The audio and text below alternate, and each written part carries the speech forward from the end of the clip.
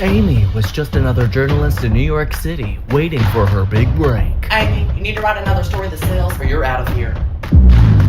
Until one day, her life was changed. Grammarly Go. Using generative AI to assist her writing, like using the Ideate tool to unlock her full creative potential, allowing her to think outside of the box with ideas she never would have thought of before. Grammarly Go can even rewrite her work, allowing her to expand and sound just the way she wants to. These features quickly accelerated her productivity and allowed her to stay authentic. Amy, your story's a hit. How'd you do it? Just a little bit of help from Grammarly Go.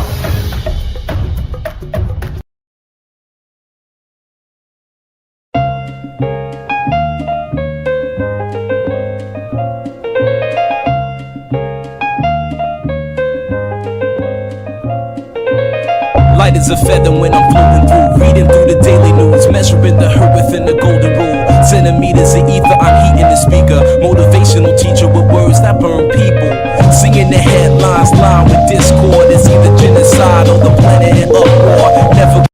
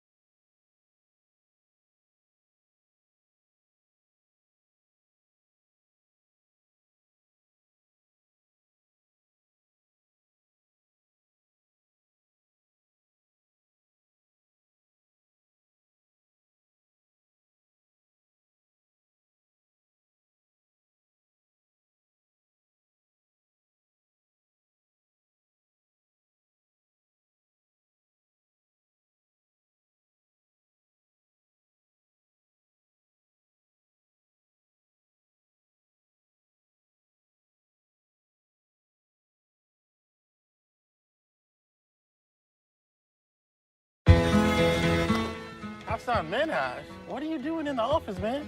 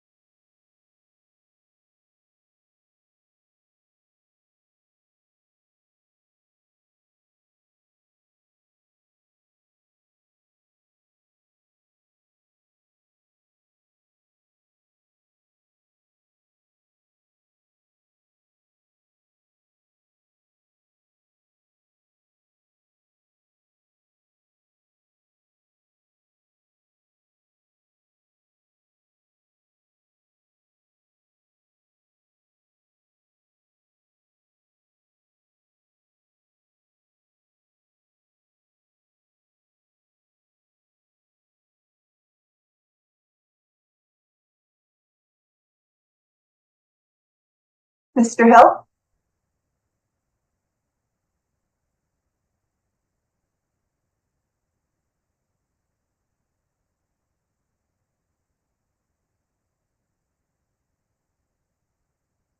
Mr. Hill?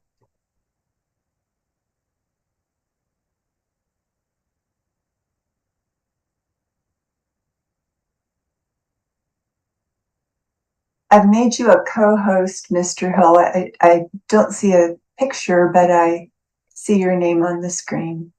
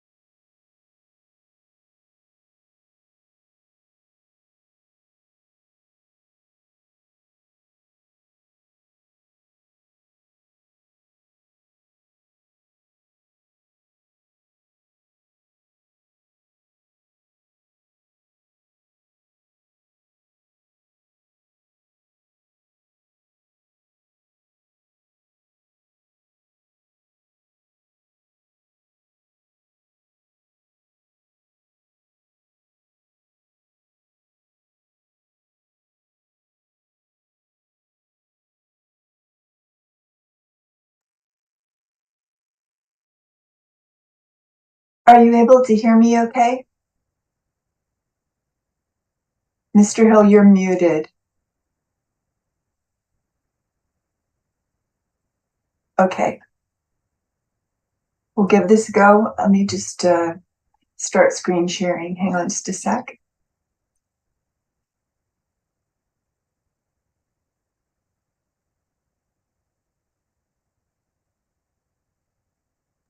We can hear you. We'll give this a go. Let me just start. Here we go. Let me just start screen sharing. Hang on just a sec.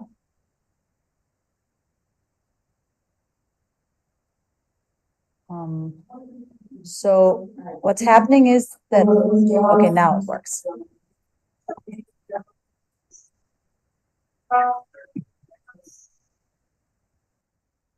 Sorry, you able to?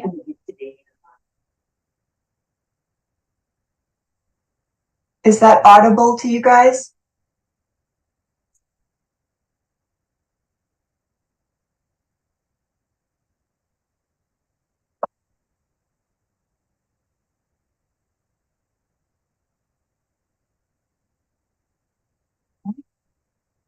Is there a way then that you could play the video on your end? You can play it, it's working. Okay, I just got a chat that said I can't hear the video.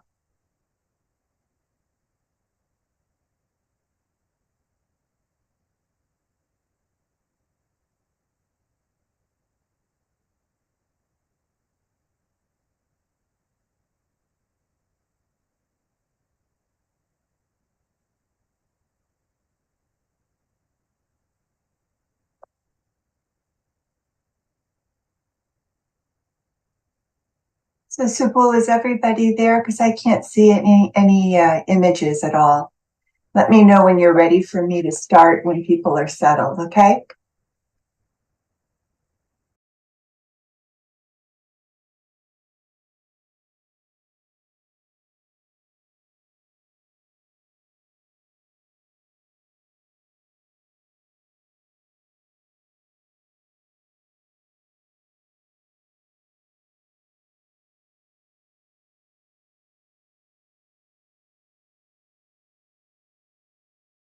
We're good to start.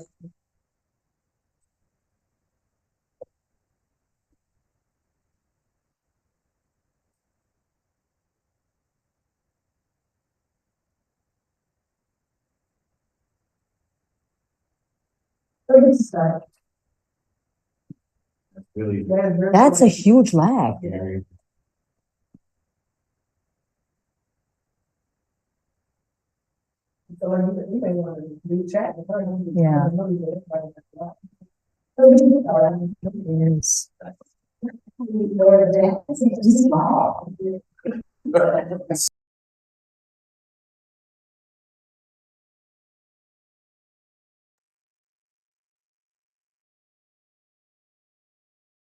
Are you guys able to hear me okay?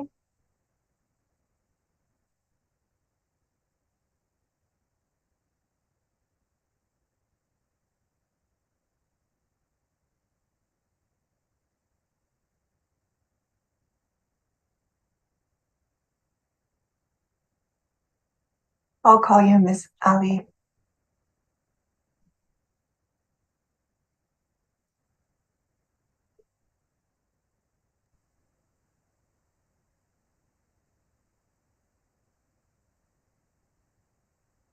I'll call you Miss Ali.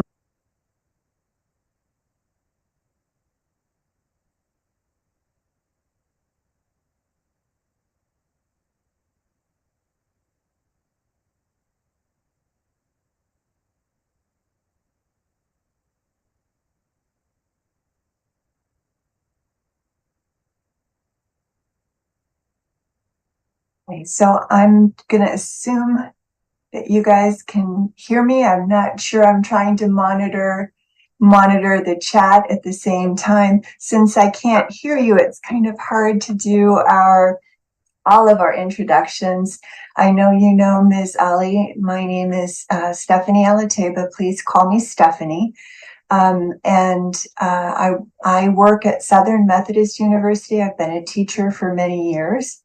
As you know, I'm Laurel's sister, and I consult with her in Partners in Capacity.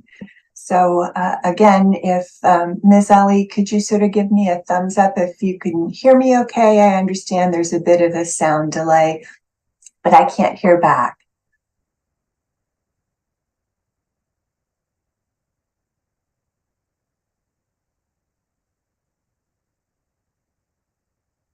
I think Ms. Ali has a sheet for you guys. There we go. Okay.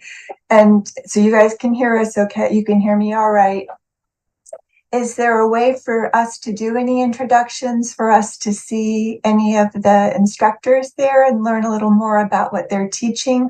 Or will that be difficult in the format where you are?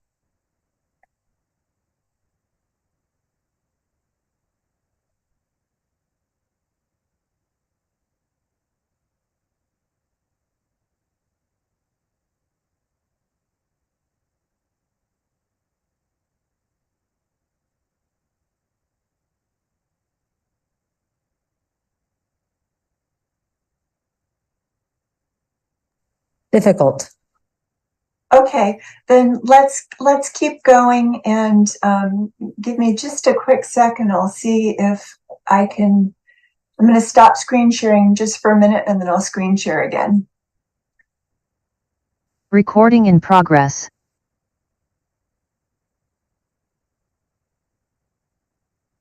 There we go.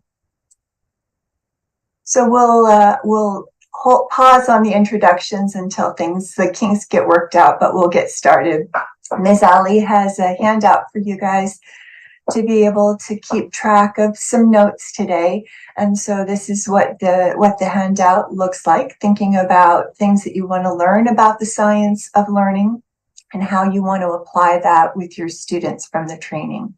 So we've got pauses planned today for questions and answers. If we need to pick up the phone and call to do that, Ms. Ali, we can certainly do that. I'll leave my phone handy, so I'll apologize in advance if it rings. Meanwhile, you should have Post-it notes handy so that if you've got questions, we'll be able to do that during the Q&A. it'll be difficult for me to use the chat while we're in the process of the presentation. So I'd prefer not to use the chat if we could do that. There are going to be some activities during the hour today that Miss Ali is going to facilitate for an hour session after our session today that Miss Ali will facilitate. And I'll look forward to working with you guys in the future on Friday kind of professional learning times once a month.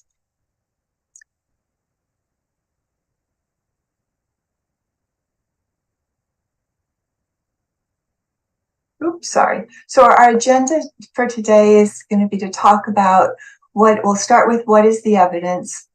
I'm going to describe to you a focus on explicit instruction. We'll have a video that's a great model for that. If we can't hear it today, it'll be something that Ms. Ali can give you access to that you can watch later on. We'll talk about why vocabulary is critical, and we'll talk about the evidence behind organizing for effective and systematic instruction. So when we talk about evidence-based, I know that a lot of your programs are very evidence-based. I had a chance to talk with Erin and learn a little bit more about your programs, but our goal this whole week, I think, in supporting and collaborating with you is to identify additional evidence aligned strategies to use with your students. So evidence comes generally from large experimental studies where one group is randomly assigned to receive a treatment and another group stands as the control. That control might be business as usual instruction. And so many of evidence-based practices have been summarized through the What Works Clearinghouse that's part of our federal tax dollars at work. What Works Clearinghouse is part of the Institute for Education Sciences, and they fund a lot of research, including some of my own, and some of the research that Laurel has presented yesterday and will be presenting tomorrow. And you might also hear the term evidence aligned, and that means that the theory and the basis of the instruction is very clearly aligned with evidence that comes from these kinds of large experimental studies. So some myths that we might have heard as examples, non-examples of an evidence-based, is that there's a learning style. We all learn well by having exposure to different modalities, but we're not necessarily a visual learner. So something will work best for someone who's a visual learner. These are some, like I said, very common myths that are kind of part of popular culture too, right? Motivation breeds success. Actually, success breeds success. IQ is fixed. It's actually, you're going to be hearing about growth mindset and the research behind that from Laurel tomorrow. And a lot of people think people with dyslexia see letters swimming on a page, where actually they have difficulties understanding and processing the letters and sounds and words. And getting an image of everybody now as we're going around the room. So hi, good morning and welcome. Some of the key sources I'll be using today is How People Learn. And Ms. Ali, I'll plan to send a copy of this book to you all so that you can have it as a resource. These are what the IES practice guides actually look like.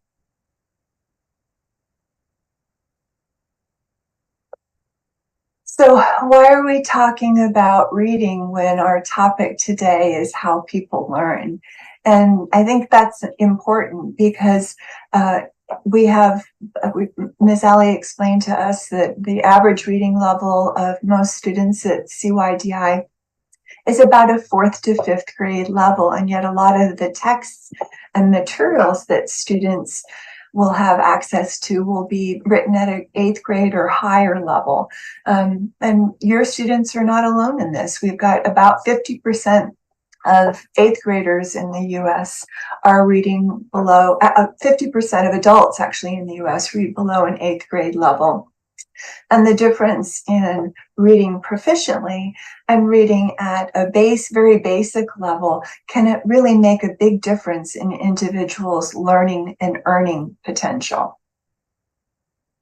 So when we're talking about how individuals learn to read and where some of the students might have fallen behind, generally speaking, in pre-K and kindergarten classrooms, children begin to really expand their language. It just explodes. And I'm sure many of you have funny stories of little kiddos that have been in your life that seem to go from not being able to say a word to being very, very talkative. Understanding and recognizing print like their own name, understanding the sounds in words. The first sound in cat is k, and that's the letter C. But understanding those sounds. And then as children progress into first and second grade, they learn more about how to read a word, how to sound it out, how to recognize words automatically. I'm imagining many of you experienced learning sight word cards either at home or in schools, and gradually developing fluent reading that allows you to comprehend brief texts. So generally speaking, that's what schools expect of kids by second grade. And starting in third grade, the instruction tends to shift from learning how to read to learning from reading.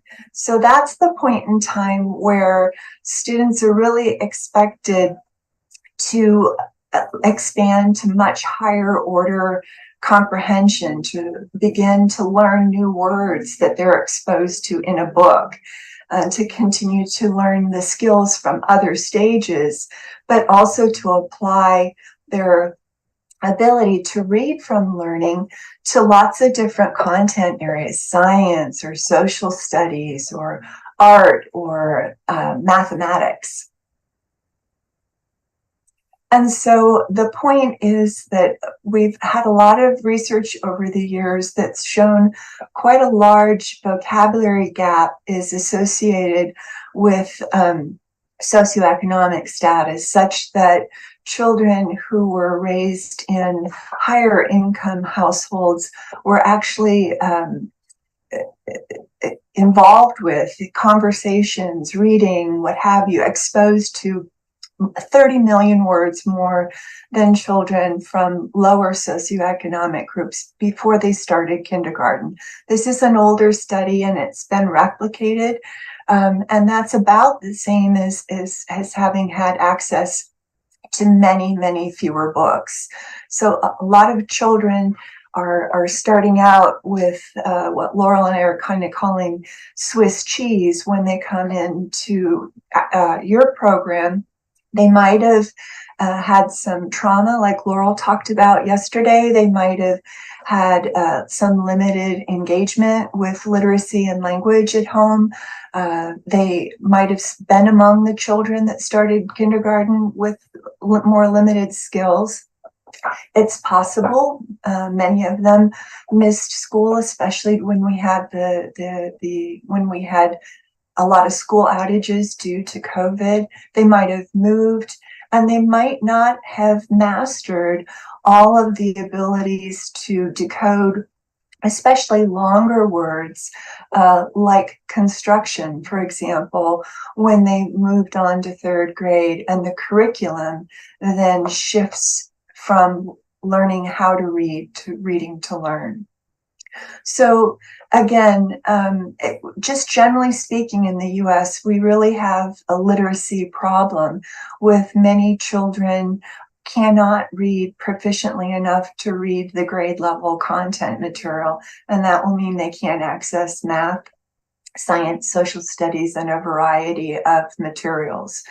The percentages of children who are successful at reading on grade level is lower among historically underserved students And for students who might have a disability such as dyslexia, a learning disability, or other problems. So where I'm coming from today is the science of learning also includes the need to help children be able to access the materials at reading levels that they can be successful at. So that's what we'll be talking quite a bit about today.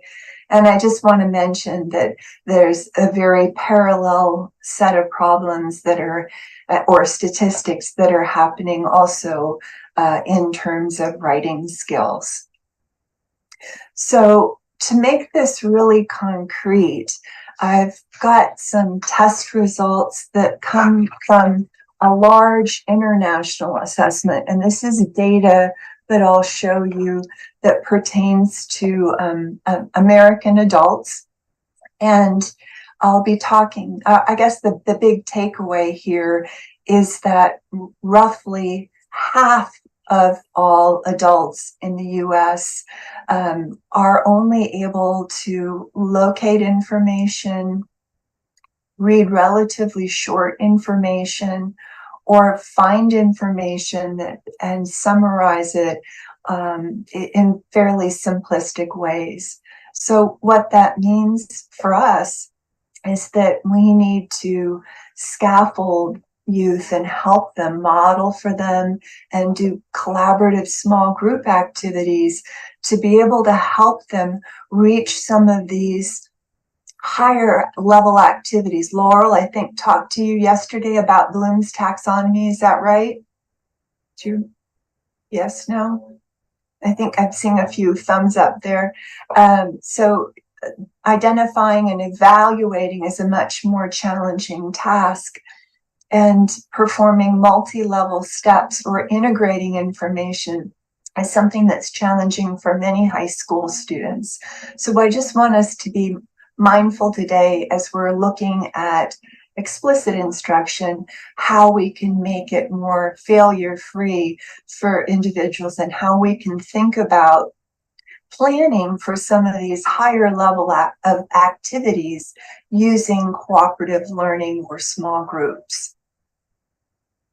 So I'm going to pause for about, instead of taking the full 10 minutes that we'd anticipated, Ms. Ali, let's do a pair and share, so you can turn to the person that's beside you and think about what are some of the challenges or impacts on writing and reading for some of your students that might impact their ability to complete a project with you.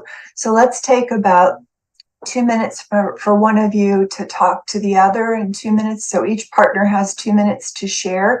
I think Ms. Ali's given you Post-its, and if you give them back to her and she can share back, or you guys can share back. I just think it'll be easier for her maybe to speak into the computer than having me call on you. So Ms. Ali, will you take this from here, and we'll put it on pause.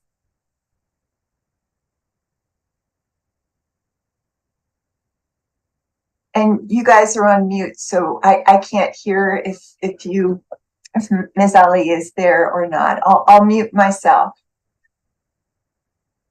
I see you. Sure.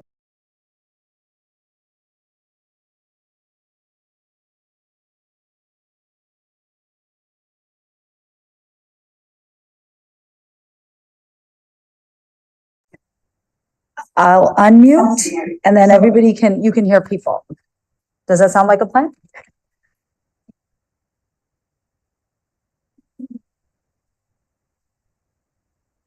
I'll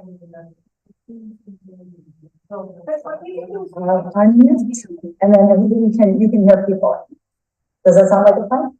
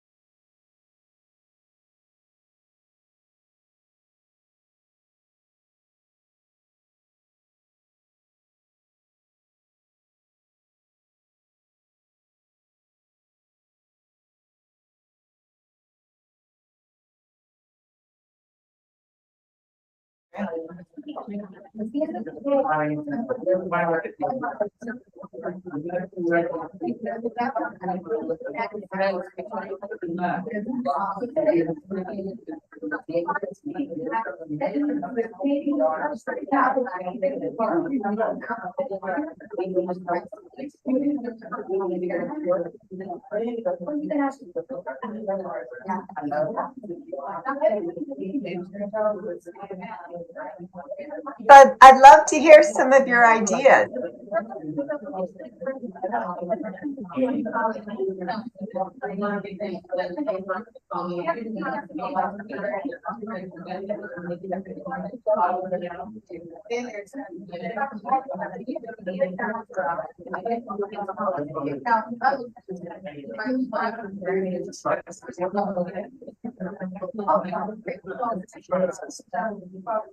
Said something? Yeah, let's come back.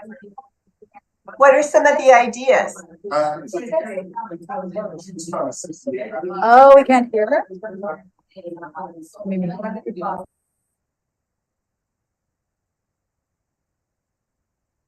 So I'm curious, what are some of the ideas that you all have come up with?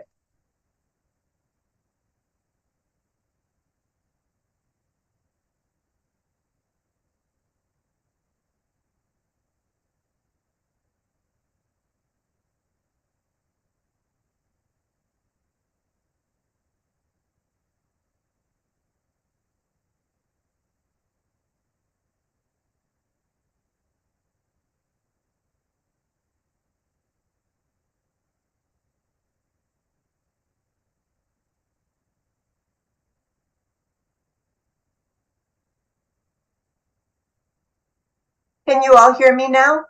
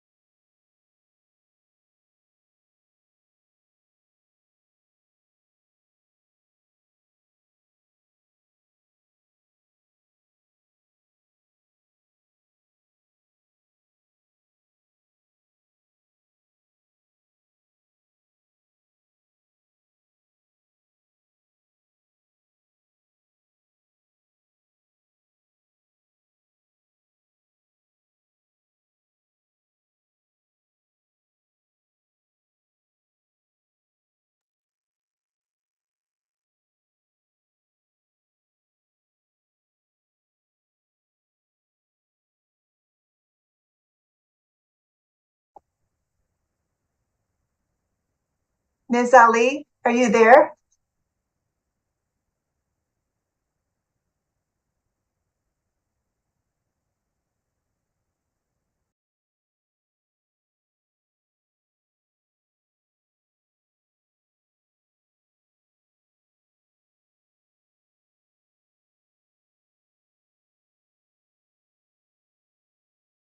We are here. Okay. Shall we go? Are we able to continue? Do you want to give me a couple of some of the issues were?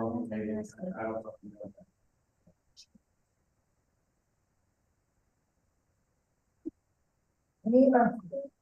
Okay. Shall we go? Are we able to continue? Do you want to give me a couple of some of the issues?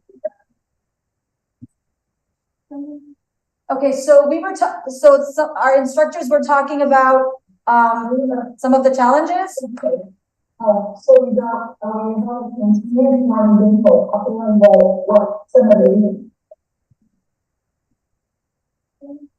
Okay, so we were Sorry, Miss Ellie, I can't hear.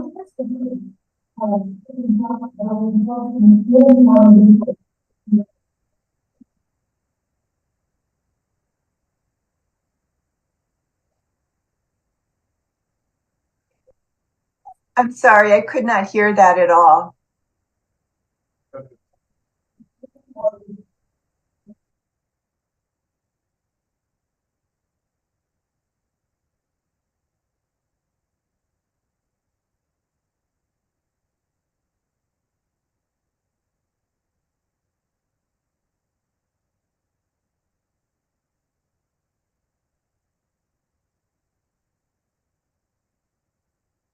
Miss Ellie, you're muted. I can't hear.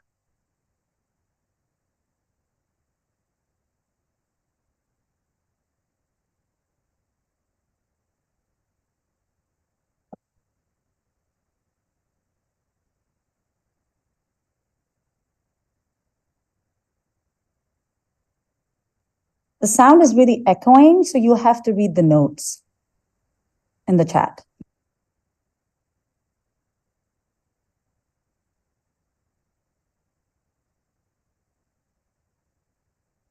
Maybe I'll keep going then, Ms. Ali, and read the notes as we go, okay?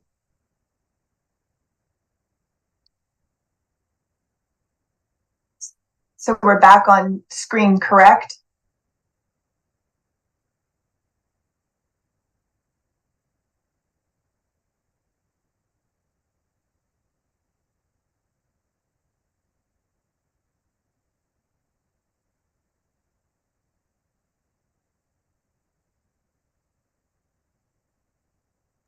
Yes. That's very helpful to see your comments about problems with some of the background knowledge and some word knowledge and some world knowledge. That kind of leads us to a good transition with the next slide, because in order to comprehend, that's the product of two processes. It's the product of what they know, their language comprehension and their knowledge of the world, and their decoding. So if kids can't sound out a word like construction and they don't know a lot about construction sites, then their comprehension is going to be very limited when they come to a text. If they know one but not the other, the product is always going to be zero, right? Limited.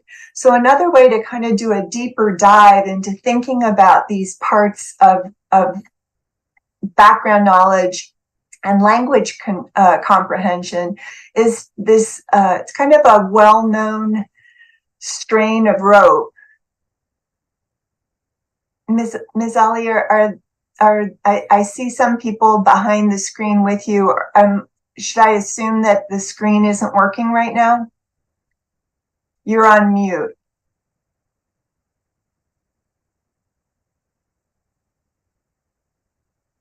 Okay, so I'll just keep going while you're problem solving. Is that what you're indicating?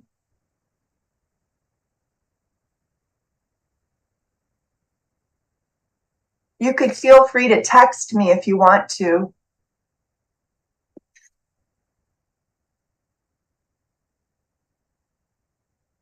Okay, it's working now. Thank you.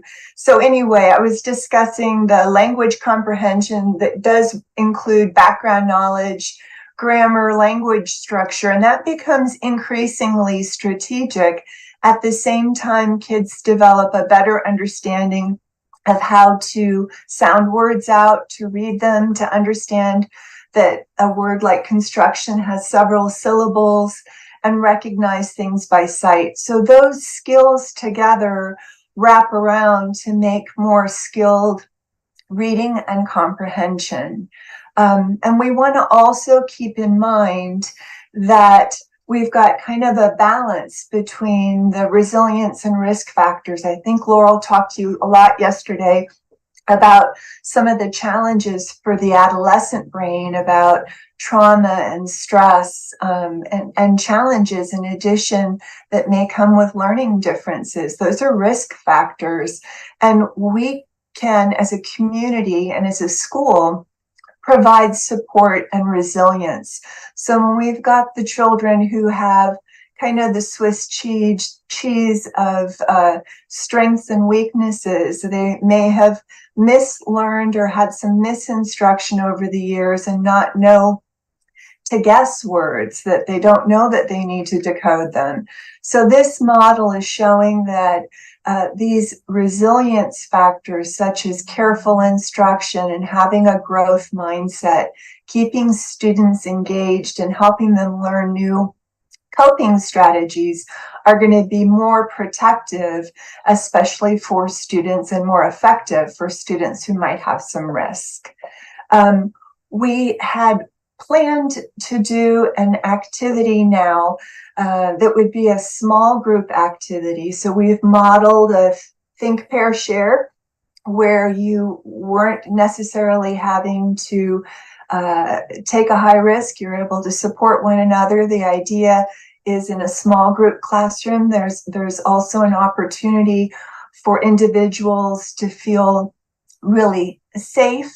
And today, what we'd like you to do would be to think of some ideas, maybe your top 3 ideas of ways that you might be able to make your classroom feel safe for individuals at CYDI. For example, not asking or not voluntolding anyone to read out loud, or making sure that the youth in the classroom are supporting one another, or ways that you might make assessment a little bit more, a little less stressful. So, Ms. Ali, I think Laurel had and I had talked about this as taking about a 5-minute small group. So if you prefer to work in a team of 2 or 3, I can't see you, so it's kind of hard for me to guide that. But what I'll do is I'll come back on in about 5 minutes. I'll unmute myself, and hopefully you'll be able to share your top 3 ways that you might be able to make youth feel safer at CYDI as you're starting out this fall.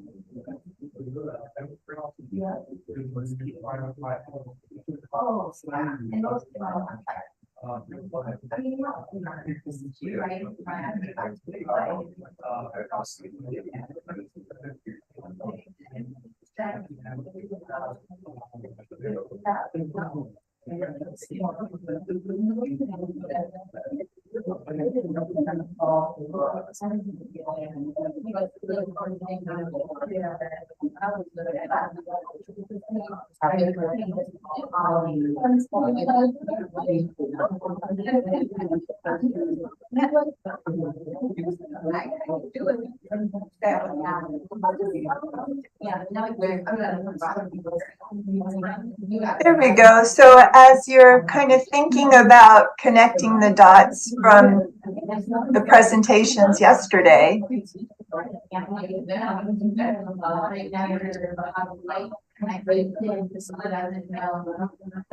there we go. So as you're thinking about connecting the dots from the presentation yesterday,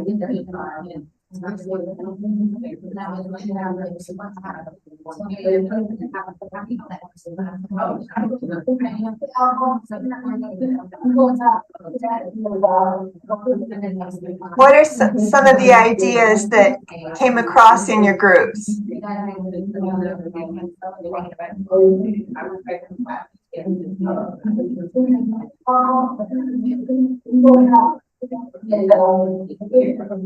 What are some of the ideas that came across in your group?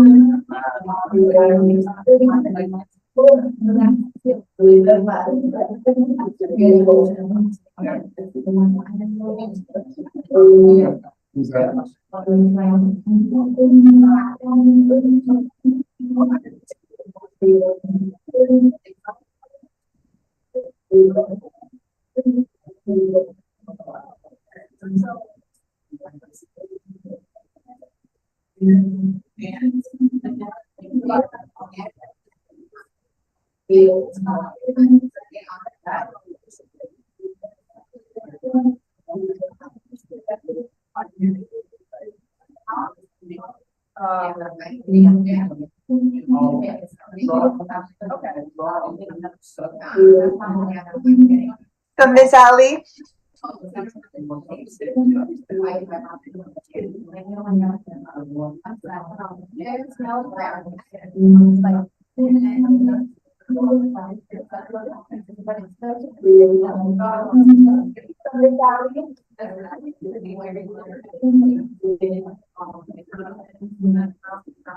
I'm going to type for you what people have said, and maybe you can say it out loud, because when I say it, it really echoes.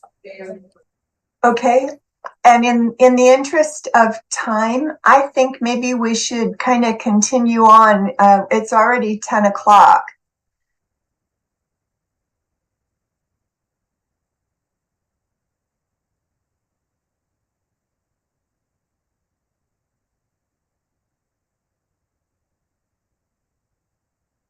That's a good one. I volunteer to read first.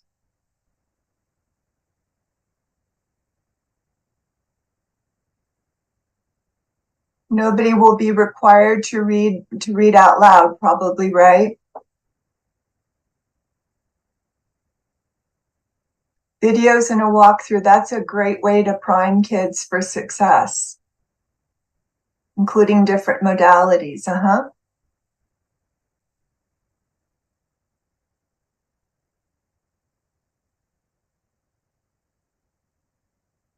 Reteaching the vocabulary, absolutely. We're going to get to a few really helpful strategies that'll help you stretch your vocabulary instruction. And using videos. Great. I'm going to start moving into the next part of the presentation, which is going to offer you some basic principles of the science of learning. And we've created a simple mnemonic that is EVOGUT. So to help you remember, just as a helpful hint, there may be a quiz on this later on, a safe quiz. E stands for explicit instruction, and I'll give you a clearer definition of that, but it really means failure-free learning, being very deliberate about breaking down complex activities to more simple, easier to digest instruction when you do your lesson plans. V is for vocabulary. O is about organizing the environment and organizing instruction for the learners. We're going to focus on those three today, and then Laurel will be following up with you tomorrow on growth mindset, and I know you'll be talking more about assessments and technology this week. So hopefully, even though we're having this craziness with the Zoom today, it'll be connecting the dots for you across the entire week. So as I say, explicit instruction means leaving nothing to chance. You're really keeping things digestible, just as your example of breaking down some sentences and providing modeling, targeted feedback. Those are great examples that you've named also in making learning safe. Vocabulary is critical. So Miss Ali will be working with you later today on considering what type of vocabulary is going to be really critical across the different content areas or within the different labs. And then, as I said, instructors being prepared within the learning environment, setting things up for success, and then providing very explicit learning objectives and accountability for students. Schools are much more effective that support how learning goals connect with learners' background experiences and extends their growth mindset. So assessment is used iteratively to check for understanding and understand whether students are responding. I'm being a really poor example of modeling that today because I'm having a difficult time being able to hear you, and I think you're having a challenge. So technology is sometimes our friend and support, and sometimes it can be a challenge. So you will get all 6 of these, but for today I'm going to focus in more on the explicit instruction and then vocabulary and organization. I'm going to try to play a video. If it doesn't work, maybe Ms. Ali, you'll let me know in the chat, and I'll assume if I don't hear anything in the chat that the video is actually able to play, huh? All right.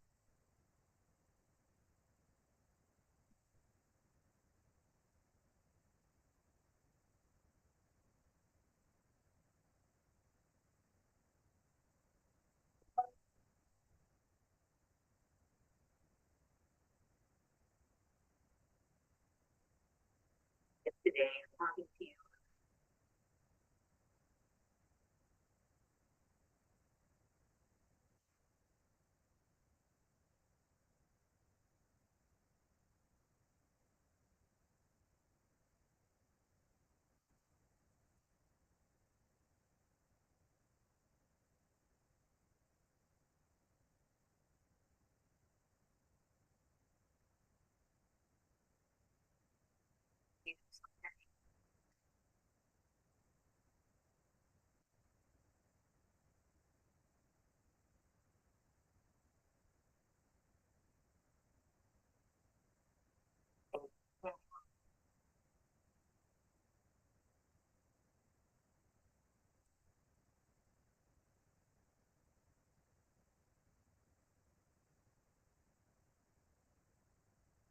Learn this body knowledge.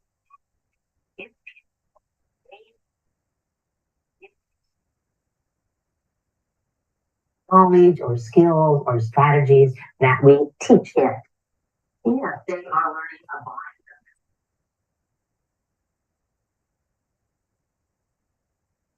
Recording stopped.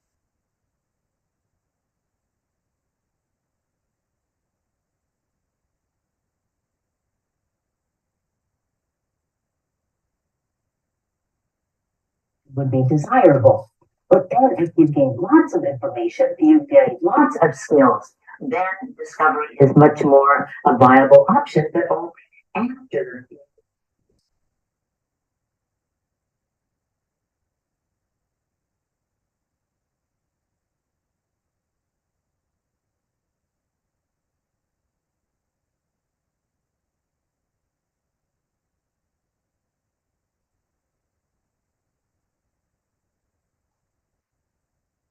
So I'm going to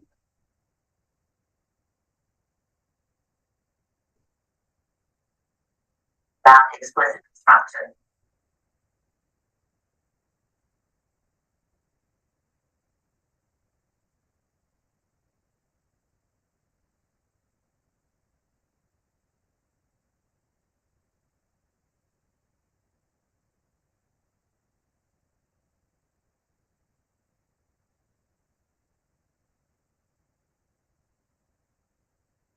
I apologize about that. I understand in the chat, Ms. Ali, that you guys weren't able to hear the video. Is that correct?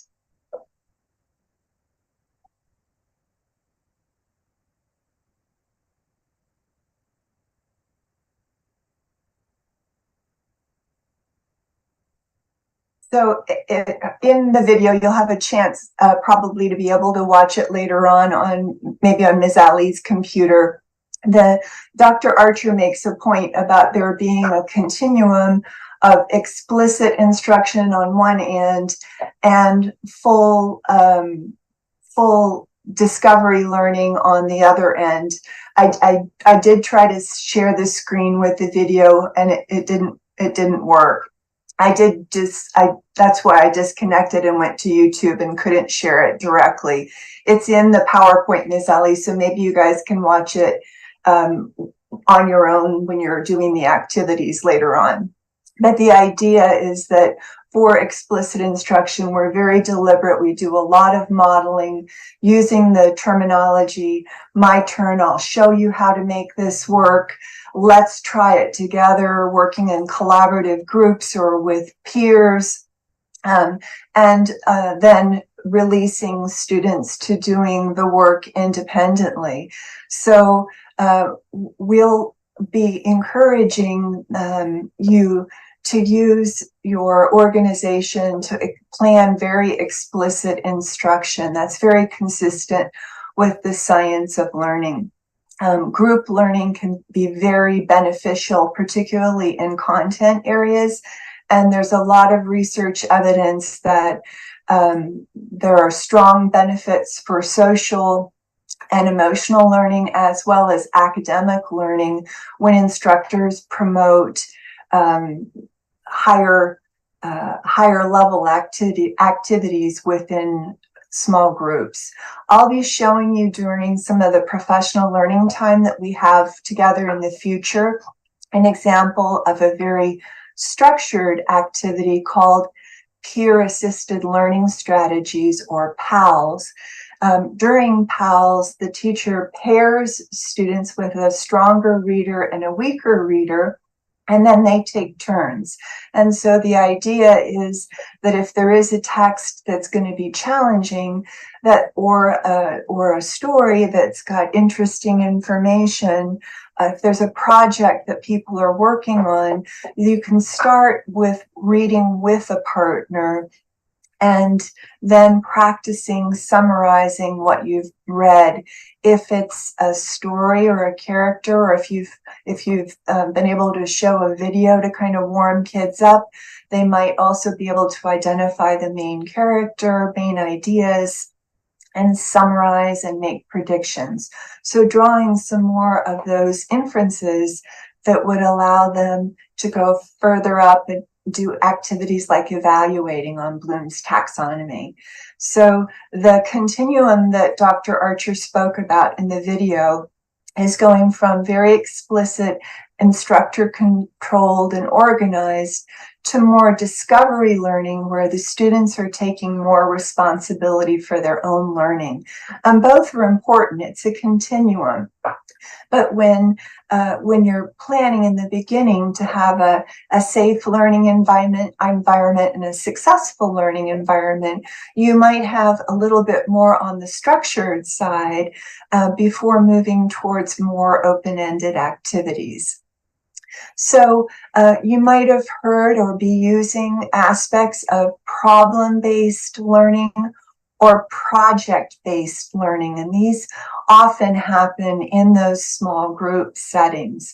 So problem-based learning comes from the medical education originally, and it was there were activities that researchers developed to help medical students really improve their knowledge and their clinical practice. So, for example, at CYDI, an example about might be why is it hard to eat right? I think Laurel talked about the importance for the adolescent's brain about eating right. So students might work together to think about what are some of the limitations of the types of food and vegetables that are right here in our neighborhood. They might decide they want to survey what's available. They might then come up with a project or a project-based learning to solve the problem that would relate to your to the garden or the agricultural kinds of aspects of learning. So what's key and common along that spectrum is the students are engaged in tasks that really mean something to them and to their community. That both include student-centered but adult-instructed small group work, where you're walking around the room and encouraging the students, helping them if they get stuck and something clunks rather than clicks. It's helpful if you're able to simulate professional situations and to help provide them with multiple modalities, just as some of your suggestions in the chat, using a video or pre-teaching some of the vocabulary. So you're there as a source, and ideally you'd also have some assessments planned in so that you can see if the students are responding well. So I'm going to skip this activity in the interest of time. Maybe Miss Ali, you might want to do this when we're completed and you're working with the instructors on your own, but thinking about some examples of lessons or teachable moments even where that you have done with students in your classrooms in the past. I'm going to keep going for a moment. We're going to get to another period in time where we can maybe be able to process some questions in the chat. But anyway, explicit instruction does include multimodal opportunities for students to process information, to respond to information, to show what they know, in other words. And it also, explicit instruction also includes safe but corrective feedback. If something's not quite right, but never shaming a student or allowing students to shame one another if they get something a little bit wrong. So again, thinking about, especially post-COVID, and your youth need frequent breaks to be able to do some hands-on activities. And hopefully some of the collaborative activities that I shared with you will be things that you can use. I mentioned we were going to have a quick quiz, so maybe everyone can just reorient themselves, make sure you can remember what was the E in Avogat, what was the V, what was the O, the G, the A, and the T. And I'll give you a couple of minutes to just jot that down quickly to recharge your memory.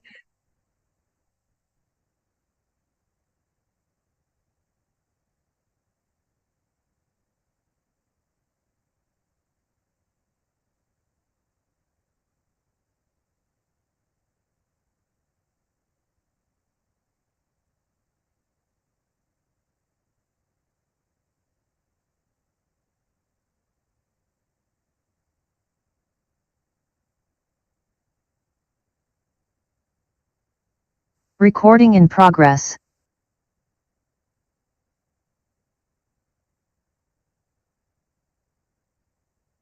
And Miss Ali, maybe you'll let me know if there are any questions there.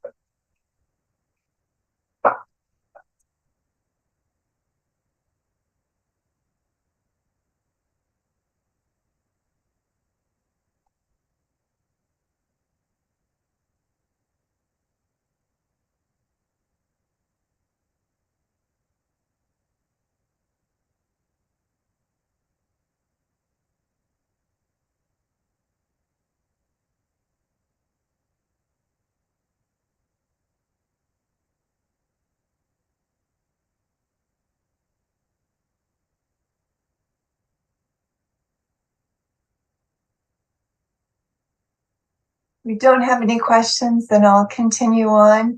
So the E was explicit, the V is vocabulary, right? So now we're moving on to a little bit more about vocabulary, and I'm going to just kind of reinforce again that comprehension and how we comprehend any content is based on our understanding of language, as well as the ability to read and recognize words. So a kind of an easy example of that is a word like unfruitful. So if I were thinking aloud explicitly, I might model for my students, oh, here's a challenging word, unfruitful. That's a word that I might not have seen before in a text. The first thing I'm going to do is see if there are any parts that I know. So in the word unfruitful, there's 3 parts. The fruit is called the root word, and the prefix is un, and full is a suffix. It's the ending of the word. So a root word is a basic word, or it can be a part of a word, right? And the word construction, for example, struck is the root, and that has a Greek or Latin origin. And Ms. Ali is going to give you a handout that includes some prefixes and suffixes. But the point here is the more students learn to detect those prefixes and suffixes and learn more of these Greek and Latin roots, that gives them the key to unlock thousands and thousands of other words. So I mentioned the root struct can unlock words like constructs, construction, structure, structured, instructor, reconstruction, deconstruct. So that's an example of explicit vocabulary instruction that might happen before a lesson or in a lab. It could also happen as a follow-up activity. And you'll be learning more about graphic organizers like this particular example a little bit later on in our talk today. So again, language matters because a limitation in language is going to limit our comprehension. If we can, as I said before, if we can decode or sound out a word, but we don't know the meaning, it's going to really impair our ability to understand what's going on. And in the content area, thinking of what content words CYDI wants to really focus on in a deliberate way across labs, across instructors, will be helpful. And I think that's something that will also be reinforced in your Aspire and Lexia training. So when teachers are trying to think about what students need to be successful who are college bound, they need about 11 to 4,000 root words for college entrance exams. And so in terms of pacing, that works out to thinking about maybe 6 to 8 words a day. And our students are going to need quite a bit of practice. So they might learn a word in one research or project sort of situation. It'll be really helpful to have that reinforced by another instructor at another part of the day or the week. So if we're thinking about not being able to teach every single word, I've got a real simple example here. Jose avoided playing the ukulele. When I work with beginning teachers that haven't had any experience in a classroom, a lot of times they think, oh, I need to spend a lot of time explaining what a ukulele is. Well, students are probably not going to see that word again in text. It's not a word that's going to be a high reward type of word, as opposed to explaining avoided, which will be seen again and again in other text. It can be powerful for instruction and academic knowledge. So that's another example of choosing words explicitly and deliberately that you're going to spend time on for instruction, making sure that they're critical and they're supported by the activities that you're instructing. They're likely to see them again, and that they're going to be useful across the domains that are important in your school. Later on today with Ms. Ali, you guys are going to be working on a vocabulary kind of an activity. This is a rubric that was developed to kind of pre-assess how well students might know a word. So we're going along a continuum of I know nothing, I'm clueless, to I might have heard something about this word, it might be somewhat familiar, I might know something about it, or I might be able to relate it to something familiar, but I can't exactly use the word just yet. And so some of the content areas that I kind of brainstormed with Laurel, thinking about some of the different activities that might happen within CYDI, we thought of a few content area words. I didn't know what material extrusion was, for example, at all. I would need to look that up. I would know absolutely nothing about a word. I'm pretty sure I'd know what a composition is, but maybe not specifically how it applied in the graphic design lab. So later on today, Ms. Ali will be having an activity where you guys will think about some words that might be important, and maybe think about if your kids didn't know a word, how you might need to scaffold. We're going to show you some more graphic organizers. So this hopefully will be kind of connecting the dots. But I'm wondering, in this environment, Miss Ali, will it be possible for you to have volunteers feel safe enough to shout out a word or two that might be relevant to their lab or their instruction, that might be an example where they might have some students that don't know anything about a term in the beginning of the fall and others that might know something?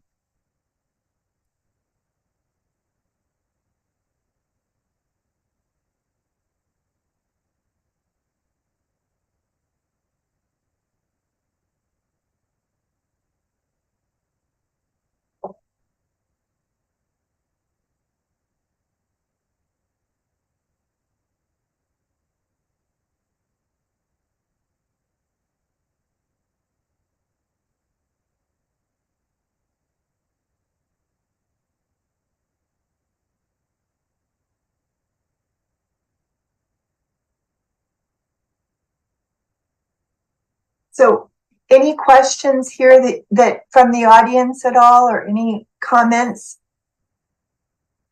I really apologize for the glitchiness that we have between our sites today. I had hoped things would go a little more smoothly so that we could have more interaction.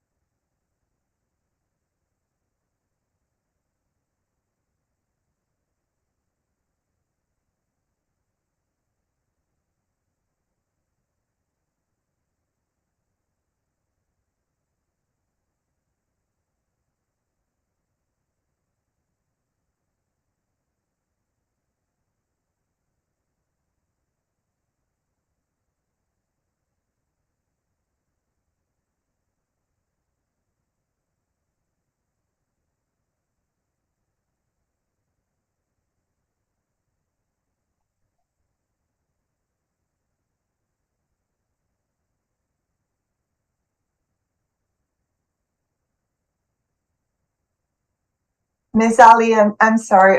Were there any questions at all before I continue?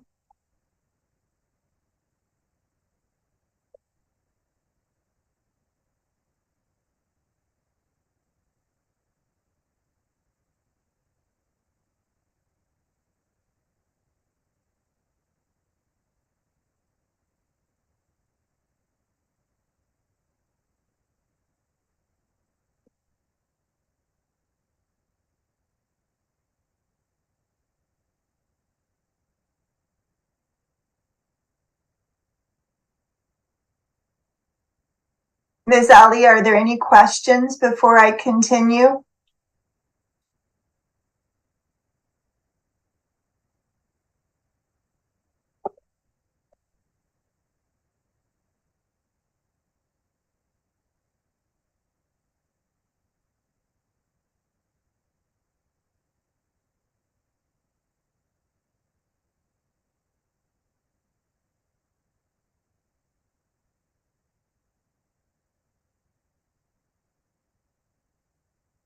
Ms. Ali, are there any questions at all before I continue?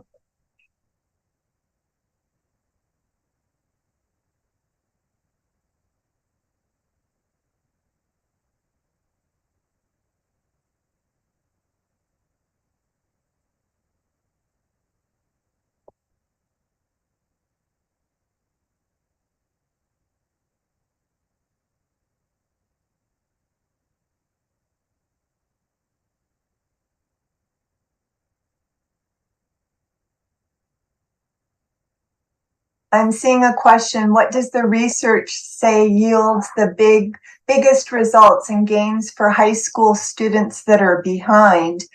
And the answer to that is the combination of the explicit instruction, the real deliberate teaching for vocabulary, teaching how to read, how to think, and wrapping that together so that students have frequent opportunities to practice. And I'm going to show you some examples in the next section about organizing vocabulary instruction and organizing lesson plans that are also evidence-based. So those are really great questions. I was curious about ways that CYDI organizes their classrooms to prepare students to work in the labs, and also ways that you prepare your students in terms of lesson plans or lesson plan structure. Are there any examples you'd like to share before I talk a little bit more about the evidence base for the science of learning?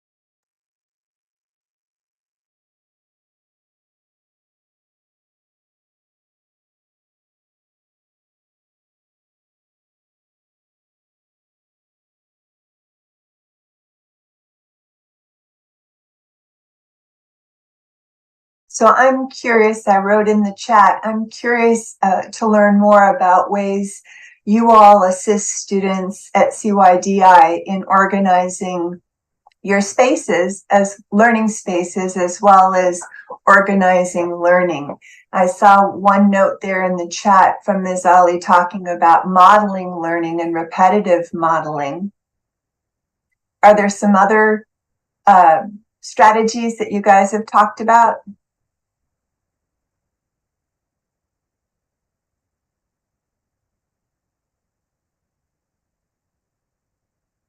Ms. Ali, I think the camera's off and you're muted, so I'm not sure if you're still processing or if you have anything to share out.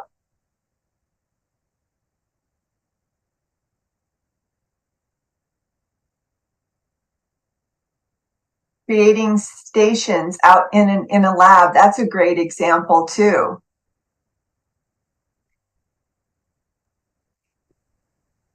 And imagine for everybody to share out. okay.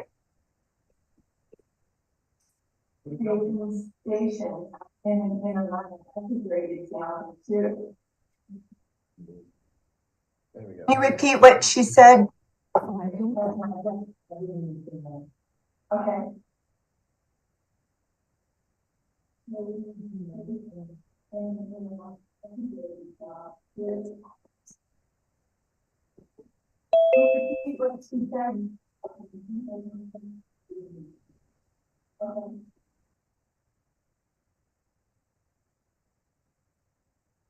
Yeah, I'll just type it. You guys want to share more?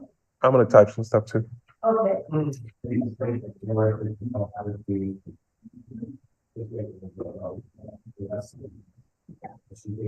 Stations, I see stations.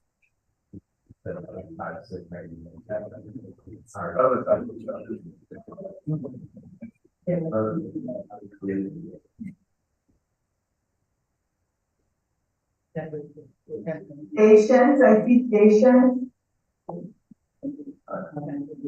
And I think in a prior chat, some of you mentioned that you might even think about using videos or pre-teaching language. That's another example of how you might be being more explicit and organized within your lesson plans too. That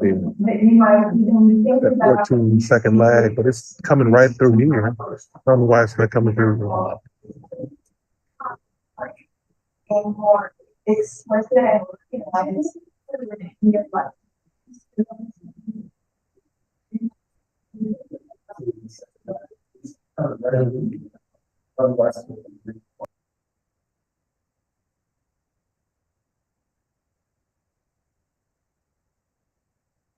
But as I mentioned, we might begin to conceptualize that research supports different types of organizations. So one type of organization has to do with the physical environment. So it might be really welcoming students back to school. Lighting their passion is a great example. So having public spaces being welcoming, having those routines that you guys are talking about this week being really consistent with the expectations and that being public. On the other side of organization is being explicit in your lesson plans, being really clear to the students, why is this lesson important? So the why and how need to come together at the very beginning stages of instruction. And organizing for learning is going to help memory retention and help motivation. So when we break things down systematically from the very easiest steps to more difficult ones, that's an element of explicit design, explicit organization in our lesson design. We also talked today about building safety so that students are gradually doing more discovery learning, which is supported by the science. using graphic organizers to help students organize information. I'm going to show you several examples today of uh, of of graphic organizers, and I'm seeing a question in the chat: how many times do students need to practice a skill? There seems to be a research that says anywhere from 10 to 15 times. 12 seems to be a sweet spot that comes up across different content areas, in order to really make sure that students have had these frequent opportunities to practice in order to build their mastery and their ability to read and write about what they've learned. Some of you have also mentioned in the chat, or Ms. Ali's mentioned your thoughts in the chat about providing multiple modalities of learning so that students really have many opportunities to connect their learning across your labs, across the different environments. And I'm very sorry that the Archer video wasn't able to work earlier. She talks about these as being aspects of design, and then the delivery of being an organized deliverer, so that you've got a model, and giving the students opportunities to do a lot of practice with you. The organization also has a positive impact on building an interactive and engaged environment when students feel safe in your classrooms and labs and in your community school. But it's also important to offer corrective and very respectful feedback if things aren't quite right, because you don't want kids to keep practicing something that isn't right or isn't safe. I know, are planning to go through your own checklist of how to get started in CYDI. So you've got a checklist and a classroom office setup. Those are examples of research-based practices. It's putting that organization into place. And I don't yet have a copy of your of all of the details, but I think that it's important, as we're connecting the dots this week, to really think about making sure that students know that their ideas and are valued. So that's part of that safe setup, and that helps adolescents, especially with retention and coordinating their working memory so that they can retain information. Keeping those group norms so that everybody is understanding what their role is when they're working in a small group, and that there are opportunities to revise if something isn't right quite yet. Cultural modeling is also important to keep in context with youth within your community. And when cultural practices are regarded as assets and not ever a deficit, it's always an asset, that research really shows that can be particularly powerful, especially for African American students. As I said, I don't have your one-pager yet about classroom expectations, but I know that can be inserted into your the PowerPoint later on. So in the next little bit of time, I'm going to talk with you a little bit more specifically and give you some examples of graphic organizers. So the graphic organizer is going to help you think about organizing your instruction, so you have a tool that shows the student visually. Is it, we want to do this first, we want to do this next, we want to do this last, or these are things that are going to overlap? Or the vocabulary example I gave you earlier with struct in the middle and all of the other circles coming out like little planets to represent words that have that same root. So you're using the graphic organizer as a visual tool. It might look like a map. I'll show you some examples, or a chart.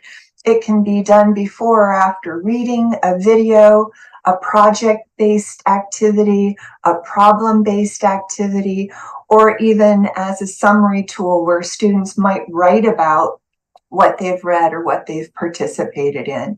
So for example, if we're thinking about entrepreneurship, you might think of using a Venn diagram to organize a lesson plan, or to motivate students to think about what they really love, what's needed in the workplace, and what they're really good at. Right? So that's an example of a graphic organizer.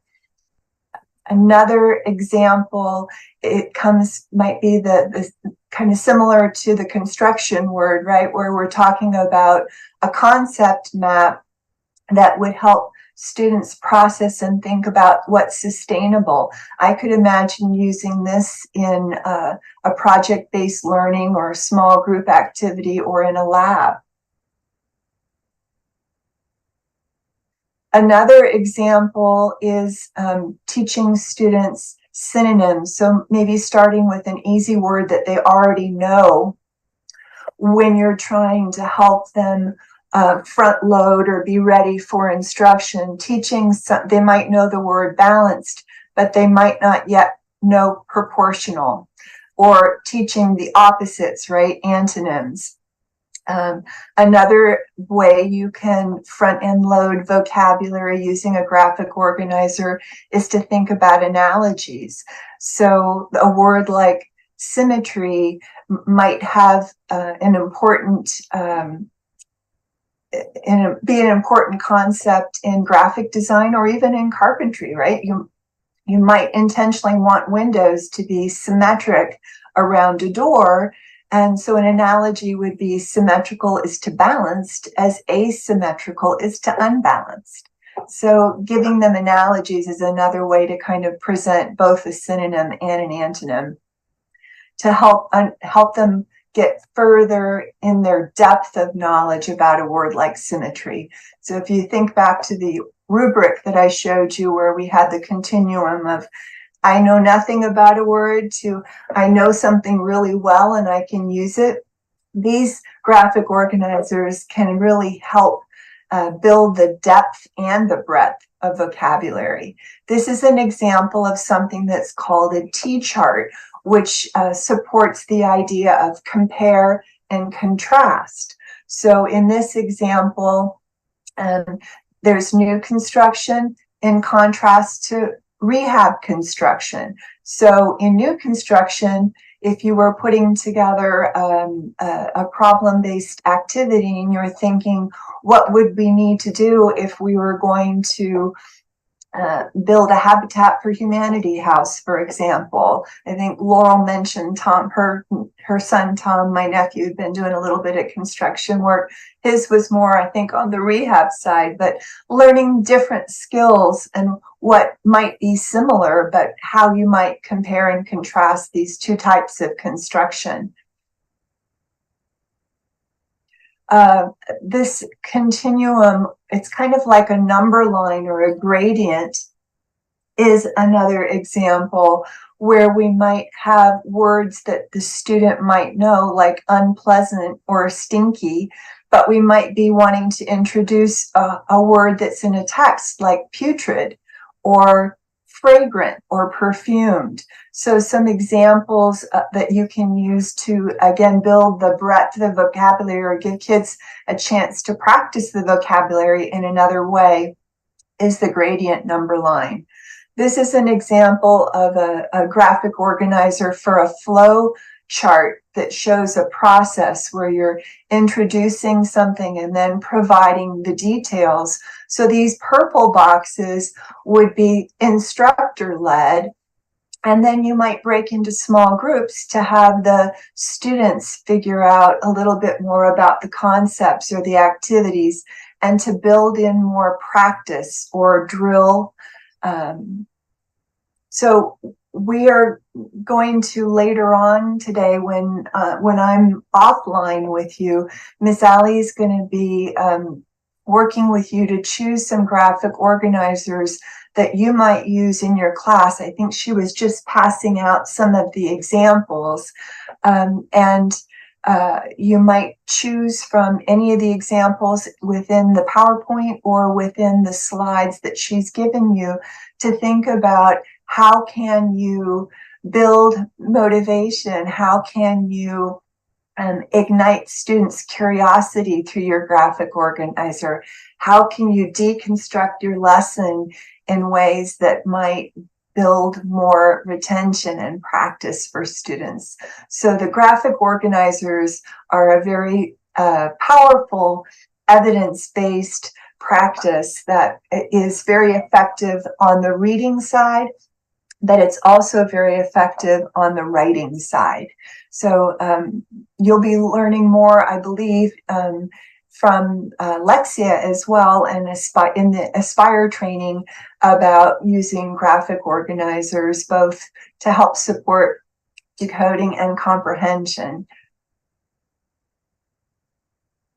So I think Ms. Ali also had passed out a sheet that we saw at the very beginning of our time together today about what you might want to know more about the science of learning and how reading can contribute to learning, and things that you would want to apply with your students today. So I had intended this to be a more of a whole group reflection, and clearly we've got some challenges in terms of the sound working with whole group.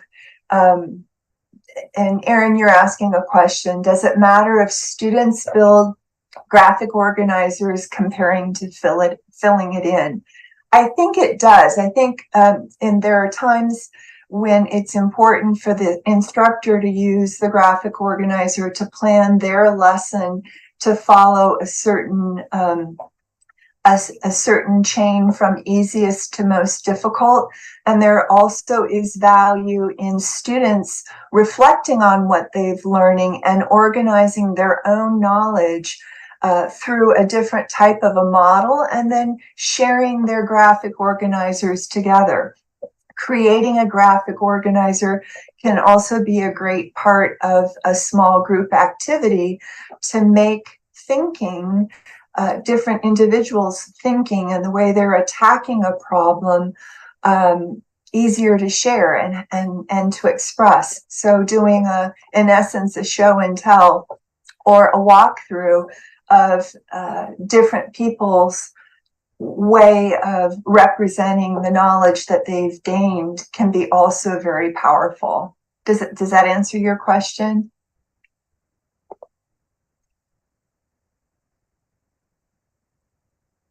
Yeah, if you can. So the question here is, when I mentioned the number of new words a day, would that be for each class? No, I'm thinking overall. If you guys were able as a community to introduce students, so each individual student taking on 6 to 8 new words, that would be really, really helpful. If you're thinking of just sort of an easy metric.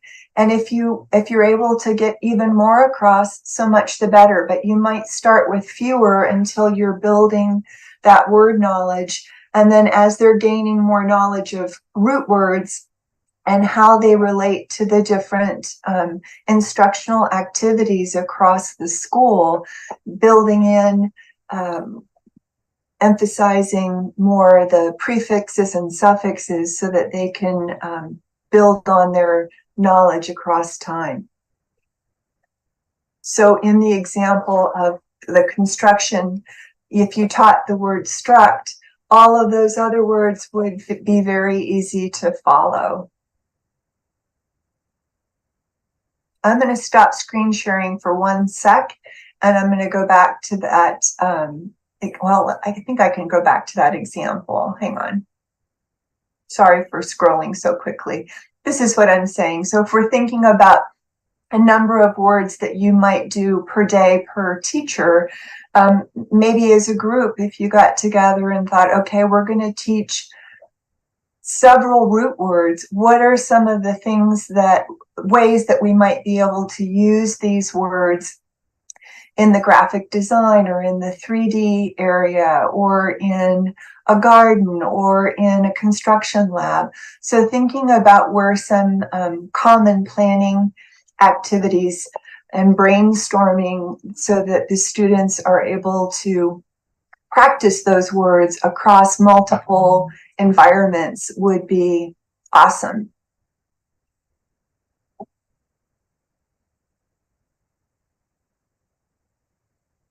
This question is, do I have any best practice suggestions for encouraging weak readers? Yes, and I believe you're going to get a lot of more detailed instruction when you engage with Aspire and when students engage with the Lexia learning activities. But definitely you can encourage students, even with the vocabulary rubric, to track their own progress at how they're beginning to learn more words or use more words. Having examples of successful graduates that have certain written products, for example, that have graduated last year, and making those shareable with weaker readers so they can say, I'm not there yet, but if someone else can do it, I'm right there with them. I can do it too.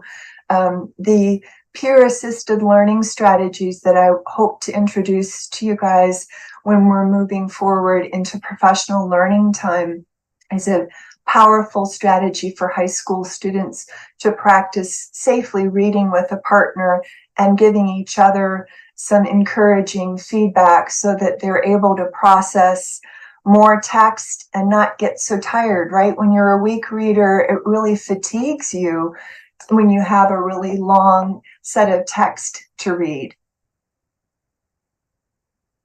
So peer-assisted learning strategies is one of the strategies that is a best practice. That's another good question, Erin. How should grading match this growth approach? I think you'll be talking more with Laurel tomorrow about growth mindset and the idea of not yet. When it's very helpful for students to have a product that's broken down into small parts. So in the beginning, you might give students a chance to redo a product after you've given them feedback, so that they can use your feedback to produce an even stronger product. Another way to think about grading, it relates to that multimodality. So some students might feel very comfortable making a video, for example, about something that they've learned about.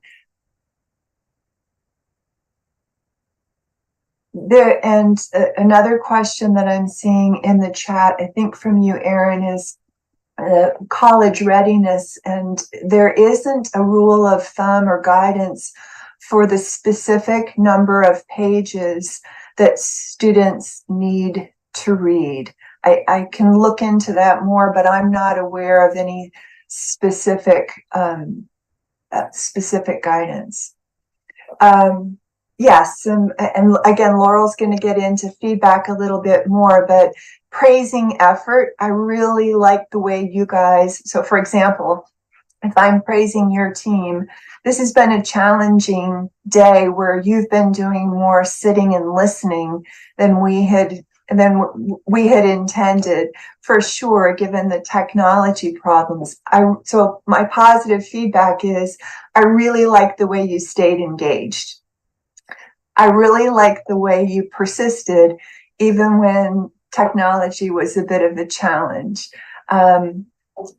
Feedback to myself, I also like to model giving myself feedback. I wish I was there with you guys and having a chance to be able to engage, and I wished I'd foreseen some of the technology challenges we'd had so that we could be a little more interactive. So for students, helping them know they're on the right path, and giving them feedback also quietly sometimes.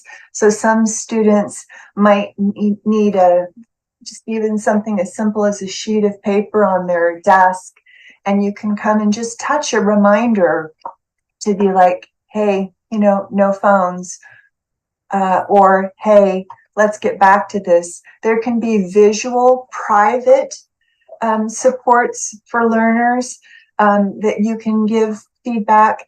You can offer opportunities for students to give themselves feedback as they reflect about their learning.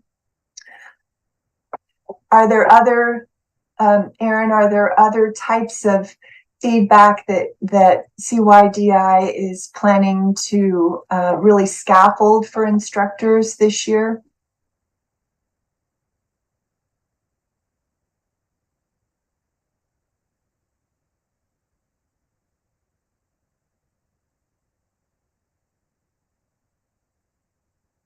Okay, a different question.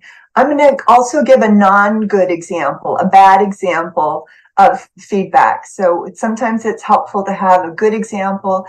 A bad example of feedback is to only have a final exam and not give students an opportunity to earn points across the semester so that all stakes are on the final.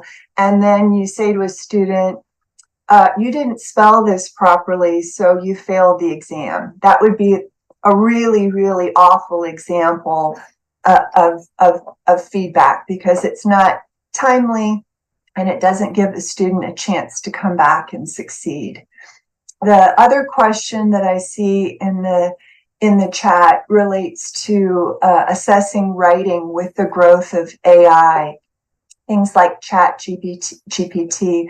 I am not an expert in that area at all. Some of my colleagues at the university have begun designing simple activities where they're working with beginning teachers, or they might be working with the core of Teach for America folks, and they're having the university students are actually doing a query of AI to ask a question and then comparing results depending on the quality of the prompt, and then using that to revise. We're in the process of trying to decide as a university how we're going to put that in a syllabus so that we can set clear expectations for students and how that might or might not relate to what is plagiarism, right? What is using someone else's words versus, as you've seen in the slides, trying to model sharing a source when we're curating some content that others might have originally developed. So I know that doesn't fully answer your question, but as I learn more and as you learn more about using AI with your students, I think that'll be a fruitful conversation. I think I've got time for a couple more questions, and then I know, Ms. Ali, you've got several activities that you're going to be doing with the students. We haven't had an official break, but if you've got a couple more questions, I'm happy to take those.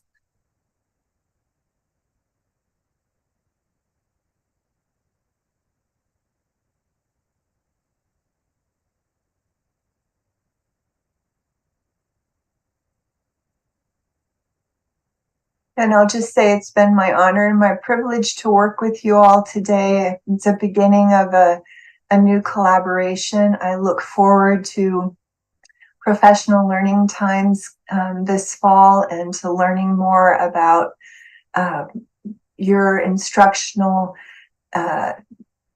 challenges and also some of the ways that you all are overcoming them. It's really been my pleasure to work with you today. Thank you for the opportunity. Give yourselves a round of applause for listening.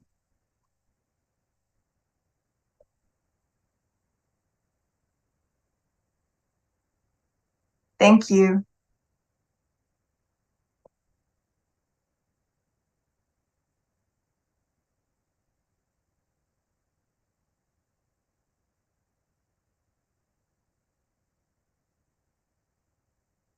Thank you.